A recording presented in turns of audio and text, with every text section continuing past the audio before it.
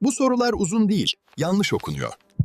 Ve az sonra bunu fark ettiğinde geri dönüş yok. Evet, o uzun mu uzun, okurken beynimizi resmen yakan yeni nesil sorular var ya, hani saniyelerle yarışıyorsun ama o devasa paragraflarda boğuluyorsun ya, işte bugün onların gizli hile kodunu kırıyoruz. O kayboluşa artık bir son veriyoruz. Ha, işte tam olarak bu. O bir sayfalık soruyu okumaya başlıyorsun, değil mi? Ali topu atıyor, Veli tutuyor, oradan bir grafik fırlıyor, yüzdeler havada uçuşuyor. Sonra sorunun köküne bir geliyorsun ve bir saniye ya, Ali ne yapmıştı diyorsun? Bak, eğer bu durum sana tanıdık geliyorsa hiç endişelenme. Sorun sende değil. Sorun kullandığın yöntemde. Ve biz bugün o yöntemi kökünden değiştireceğiz. Aslında normalde yaptığımız şey tam olarak bu. Soruyu sanki bir filmmiş gibi izliyoruz. O kadar çok detaya, o kadar çok olaya odaklanıyoruz ki asıl önemli olanı, yani bizden ne istendiğini kaçırıyoruz. Beynimiz sonunu tahmin etmeye çalışırken bütün enerjisini tüketmiş oluyor bile. Şimdi bakın, bu karşılaştırmada olay şu. Soldaki taraf var ya, o bir labirentte haritasız dolaşmak gibi.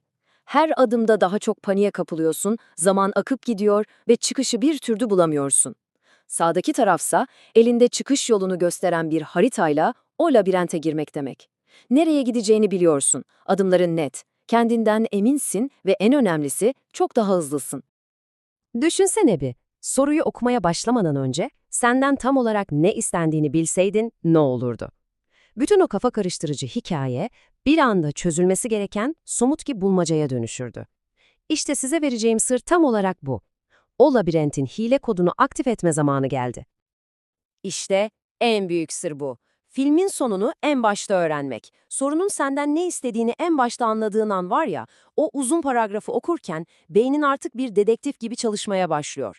Gereksiz detayları hop bir kenara atıp sadece seni doğru cevaba götürecek ipuçlarını bir dedektif gibi cımbızla çekip alıyor. Teoriyi tamam, şimdi pratiğe geçme zamanı. İşte o korkunç soruları bir anda keyifli bir oyuna çevirecek 3 basit hile kodu. Hazır mıyız? Yol haritamız bu kadar basit. Önce hedefi bulacağız, sonra önemli yerleri vurgulayarak anlayacağız ve son olarak da lazer gibi odaklanıp sorunun içinden adeta akıp gideceğiz. Hadi, ilk kodumuzu aktive edelim. Kural 1 ve en önemlisi, soruyu eline aldığın an gözlerin direkt en sona, soru köküne gitsin. O koyu yazılmış, altı çizilmiş, buna göre hangisi olamaz, kaç metredir diyen kısım var ya, işte orası senin hazine haritanın X ile işaretlenmiş noktası. Önce hedefi anla, sonra o hedefe giden yoldaki ipuçlarını aramaya başla. İkinci hile kodumuz tamamen anlama üzerine. Paragrafı okurken önemli gördüğünüz sayıları, isimleri, koyu yazılmış terimleri sanki birisine anlatıyormuş gibi zihninizde daha yüksek sesle, daha vurgulu okuyun. Mesela Ahmet'in 2 katı bilyesi varmış dediğinizde o 2 katı ifadesi beyninize adeta kazınır. Bu pasif okumayı aktif anlamaya dönüştüren şeyin ta kendisi. Ama bir dakika durun. Biliyorum şu an birçoğunuzun elinde o fosforlu kalem var ve önemli gördüğünüz her yerin altını çizmeye hazırsınız. Yapmayın. Bu bir tuzak. Bakın, her yerin altını çizmek aslında hiçbir yerin altını çizmemekle aynı şey. Ormandaki her ağacı işaretlersen, aradığın o tek bir özel ağacı nasıl bulacaksın? O yüzden o kalemleri yavaşça bir yere bırakın. Çünkü size çok daha güçlü bir yöntem göstereceğim. Ve işte üçüncü ve son hile kodumuz, lazer odaklı takip. Kalemini alıyorsun ama çizmek için değil, takip etmek için. Kaleminin ucunu okuduğun kelimelerin altından yavaşça kaydırıyorsun. Bu tekniğin güzelliği ne biliyor musun? Gözün istemsizce hareket eden o kalem ucuna kilitlenir. Bu dikkatinin dağılmasını engeller ve sürekli ileri doğru akmanı sağlar. Geri dönüp aynı cümleyi tekrar tekrar okuma alışkanlığını ortadan kaldırır.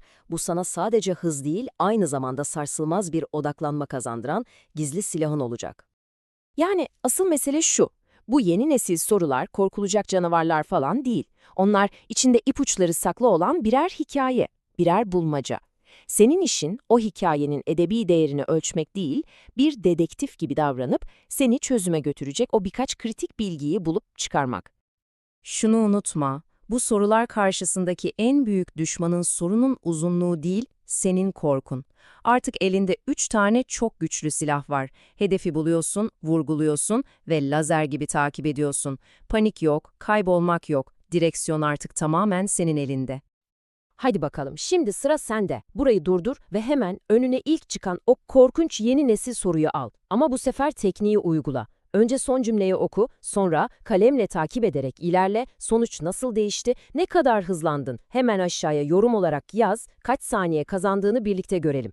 Bir sonraki anlatımda görüşene kadar unutma, korkma, üzerine git. Çünkü sen bu işi halledeceksin. Artık soruya değil, soru sana uyuyor. Kaptanı takip eden sınavları stratejiyle yenecek.